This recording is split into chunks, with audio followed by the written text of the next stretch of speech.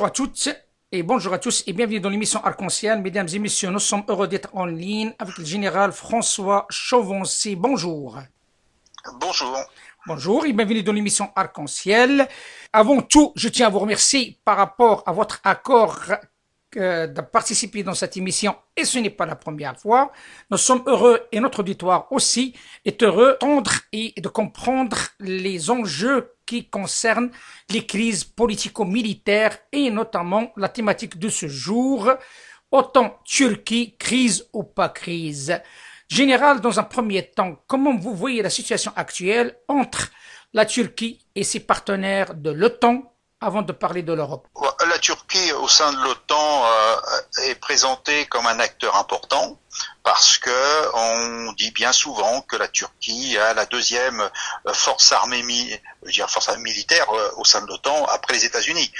Bon, ceci étant dit, la place de la Turquie au sein de l'OTAN a sans doute perdu beaucoup de son importance depuis la fin de la guerre froide et puis aussi sur la politique suivie par la Turquie aujourd'hui.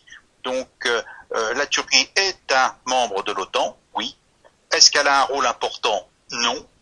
D'abord, on l'a vu depuis le coup d'État raté de 2016, où une grande partie des postes encore tenus par des officiers turcs n'ont pas été reconduits et que certains pays de l'OTAN ont dû accepter notamment la demande d'asile politique de ces officiers qui étaient menacés par le pouvoir en place aujourd'hui depuis 2016. Autrement dit, c'est une période froide entre la Turquie et l'OTAN. C'est une situation assez curieuse puisque le traité de l'OTAN ne prévoit pas les réunions dans tous les états-majors et finalement opposer un droit de veto dans un certain nombre d'occasions qui empêche l'OTAN d'agir.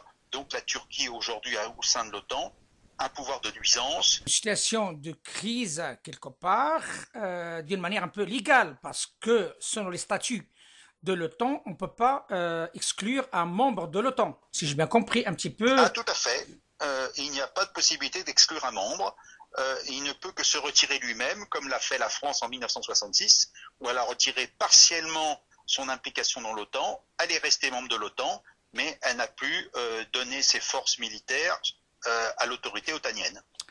Comme vous le savez, général, la situation actuelle, c'est une crise de gestion de foyer de guerre quelque part, parce qu'on n'est plus dans un conflit de blocs, non plus dans des guerres d'idéologie, on est sur une crise, gestion de crise par foyer. Est-ce que la situation actuelle avec la Turquie au sein de l'OTAN est très compliqué par rapport à la position de la Turquie et sa politique vis-à-vis des autres pays hors l'OTAN, notamment la Russie, notamment l'Iran et bien entendu, notamment la Chine? Il y a deux aspects. Un, je pense qu'il faut aborder les rapports de la Turquie au sein de l'OTAN avec ses alliés de l'OTAN. Aujourd'hui, cet aspect-là pose problème. Il y a un problème avec la Grèce, il y a un problème avec la France, avec la Turquie, des membres de l'OTAN. Donc il y a déjà un problème interne de relations, mais vous l'avez déjà depuis 1974, la Turquie a envahi Chypre, membre de l'Union européenne, et refuse finalement de céder ce territoire conquis. Ça c'est le premier point.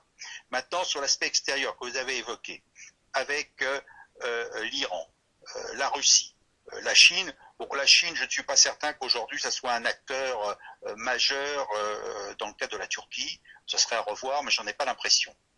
Face à l'Iran, il n'y a pas vraiment non plus de relations particulières, sauf dans le cadre de la crise syrienne, où effectivement l'Iran étant impliqué en soutien de Assad, la Turquie étant opposée à Assad, il y a effectivement une certaine tension, mais d'un autre côté, la Turquie étant opposée globalement à l'Iran, elle obtient l'aide des Américains qui sont complètement opposés à l'Iran.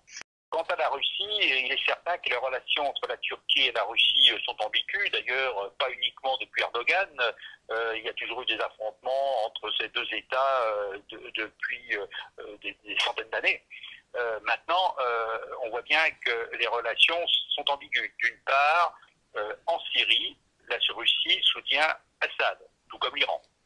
Ensuite, la Turquie soutient l'opposition. ça pose problème. Mais ils se parlent parce qu'il faut régler, notamment par les accords d'Astana, la question des djihadistes dans le nord de la Syrie. Et là, il y a un accord entre les Russes et les Turcs. Mais là, dans une zone bien privilégiée, bien particulière. Quand maintenant, aujourd'hui, la Russie a intérêt à dissocier la Turquie de l'OTAN. C'est pourquoi elle a réussi à vendre à la Turquie des missiles russes qui ne sont pas vraiment dans l'esprit de l'OTAN. On ne peut pas être à la fois dans l'OTAN et acheter du matériel russe, alors que l'OTAN est quand même dans une optique anti-russe. Donc vous voyez la complexité de ce problème. La Turquie joue sur plusieurs tableaux pour finalement assurer une autorité régionale, faire de la Turquie sous Erdogan la nouvelle puissance régionale en Méditerranée, sinon au Moyen-Orient, et en jouant sur un tableau avec les Russes, en jouant de sa place dans l'OTAN, en jouant aussi sa place vis-à-vis, par exemple, de la Libye et du sud de la Méditerranée, dans le Nord Maghreb, qui était quand même une zone d'influence de protectorat turc au XIXe siècle. Jusqu'à l'Algérie, hein. Ah oui, jusqu'à l'Algérie. L'Algérie était soumise tout pas le Maroc. à l'autorité ottomane, avec des baies, que ce soit à Tunis ou à Alger, mais qui étaient assurés leur pouvoir sur des janissaires turcs ou des mameluks turcs. Jusqu'en 1830, il y a la conquête française. Général, vous avez parlé d'ambiguïté. Bon, ambiguïté de cette situation de la Turquie vis-à-vis de la Russie, vis-à-vis d'autres forces régionales. Mais je peux qualifier aussi une ambiguïté aussi de cette relation avec les États-Unis. Ah, tout à fait. Alors, je ne sais pas si c'est l'ambiguïté des Turcs envers les États-Unis ou celle des États-Unis envers la France. Je vais essayer de vous répondre, même si c'est très complexe, puisqu'il y a différentes relations qu'on ne peut pas forcément concrétiser. On peut retenir qu'une seule chose, c'est que les États-Unis ont pour seul intérêt la défense des États-Unis et des intérêts américains. America first, c'est très clair. Une fois qu'on a dit ça, on peut expliquer les différents liens qui apparaissent. Le premier lien est au sein de l'OTAN. Il est certain que les États-Unis veulent que la Turquie reste dans l'OTAN comme un allié. Une nuisance pour l'Union européenne, c'est aussi une volonté américaine depuis très longtemps. N'oublions pas que les États-Unis voulaient que la Turquie rentre dans l'Union européenne. C'est qu'il ne faut pas négliger. Enfin, nous voyons bien la position américaine vis-à-vis de la Turquie comme à la fois allié proche et allié éloigné, puisque, déjà je vous ai évoqué les missiles russes achetés par la Turquie, qui ne plaît pas du tout aux Américains. Ça a entraîné les sanctions économiques. Les sanctions économiques, ça a été d'abord des frais de douane, mais surtout le refus que la Turquie participe à l'élaboration du nouvel avion de chasse F-35. Ça a supprimé quand même beaucoup de marchés aux sous-traitants turcs et les a écartés d'un certain nombre d'autres marchés américains.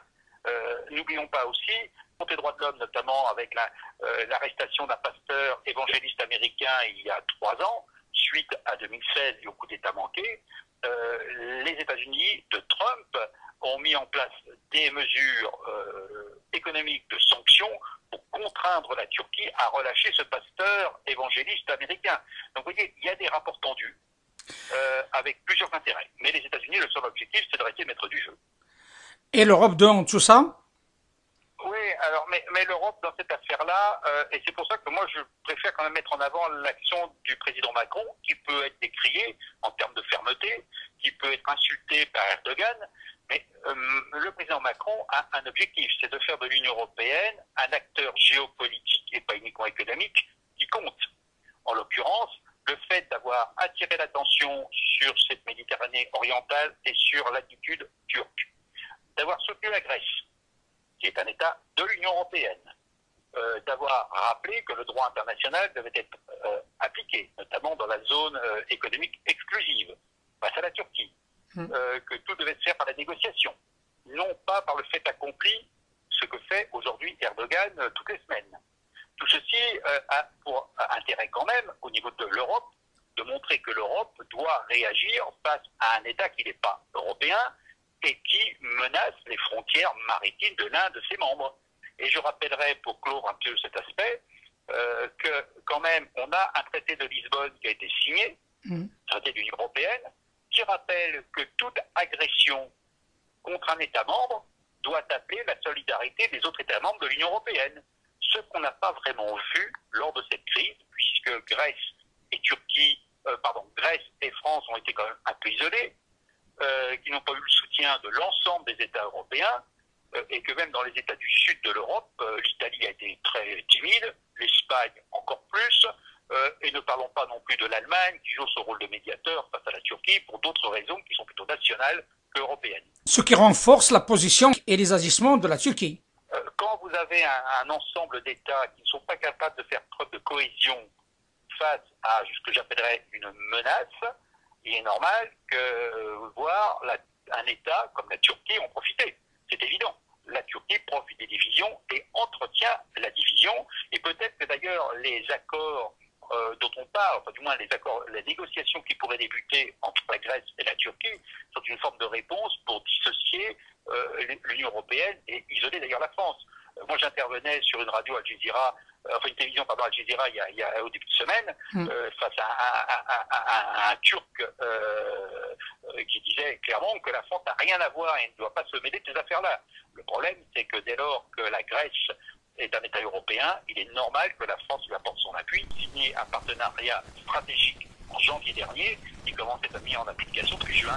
La Turquie, on revient à une complexité du problème turc. D'abord, rappelons quand même que certes, la Turquie est une démocratie, mais qu'on a le même chef de l'État depuis quand même 2002-2003. Ça fait quand même, dans certains pays, ça s'appelle une dictature, au bout de 18 ans de pouvoir, avec une mainmise sur les médias, la mise en prison des opposants, 17 000 militaires, je crois, licenciés, 50 000 fonctionnaires de l'éducation nationale licenciés. Donc, vous voyez, c'est une forme de démocratie qui n'en est pas une. Hein, c'est un État autoritaire. Cet État autoritaire s'est construit comment? Il s'est construit surtout sur une revendication de son histoire, de l'Empire ottoman, qui a été un grand empire, et Erdogan évoque bien le néo-ottomanisme et une grande forme de nationalisme associé à la religion, à l'islam. Tout est confondu. Hein, nous sommes dans un régime islamo-conservateur nationaliste, oserais-je dire. Bon, donc cet aspect-là, c'est pour ça, pour dire tout cela, c'est parce qu'il y a des problèmes intérieurs. Erdogan, aujourd'hui, perd le pouvoir sur la scène intérieure et cherche à revendiquer une position extérieure qui lui permettra de gagner les élections de 2023, qui est en même temps une année qui commémorera les 100 ans des accords de Lausanne qui ont été obtenus par Kemal Atatürk pour redonner à la Turquie une certaine forme de puissance et de reconnaissance. Ne l'oublions pas. Donc c'est extrêmement complexe. Donc c'est la politique intérieure, à mon avis, qui conduit la politique extérieure aujourd'hui d'Erdogan. Mais aujourd'hui, qu'est-ce qu'il veut? Il veut retrouver une stature, notamment régionale, que ce soit avec ou sans la Russie, avec ou sans les États-Unis, avec ou sans l'Europe, peu importe. Le but, c'est qu'Erdogan reste au pouvoir. Donc, c'est une affaire de politique intérieure qui permet d'instrumentaliser, comme ça s'est fait souvent dans l'histoire, par une politique extérieure agressive, ce qui est le cas aujourd'hui. C'est une politique extérieure agressive qui doit permettre à Erdogan de rester au pouvoir en 2023. Général François Chauvency, merci infiniment de cet éclairage et je vous dis à très bientôt.